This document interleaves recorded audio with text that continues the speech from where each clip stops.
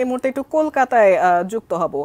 যেহেতু ভারতে চিকিৎসা করাতে গিয়ে রহস্যজনকভাবে নিখোঁজ এবং মৃত্যু হয়েছে আনোয়ার আজিম আনোয়ার, এবং কলকাতায় তার মরদেহ উদ্ধার করা হয়েছে। সাংবাদিক পরিতোষ পালের সাথে আমরা এই মুহূর্তে কলকাতা থেকে একটু যুক্ত হয়ে যাচ্ছি।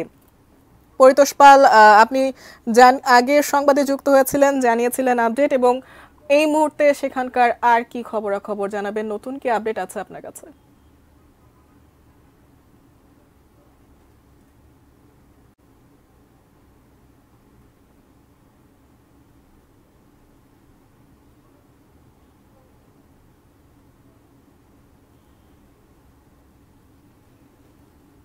এমপি আনোয়ার আজিম আনারের মৃতদেহ আজ সকালে নিউ টাউনের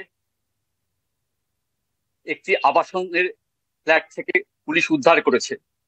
পুলিশের এক উচ্চ আধিকারিক এই খবর নিশ্চিত করেছেন।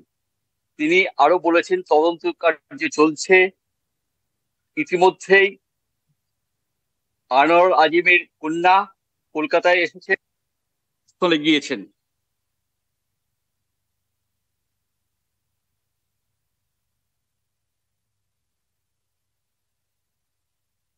কেন্দ্রীয় গোয়েন্দা সংস্থা এবং পুলিশ যৌথভাবে এই তদন্ত চালাচ্ছে।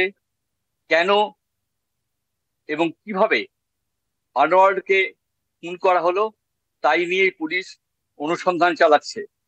নিউ টাউনের যে ফ্ল্যাটে তাকে খুন করা হয়েছে বলে পুলিশ অনুমান করছে, সেখানে তিনি বাংলাদেশ থেকে আসার পর উঠেছিলেন এবং প্রায় 8 দিন পর তার মৃতদেহ পাওয়া গেল।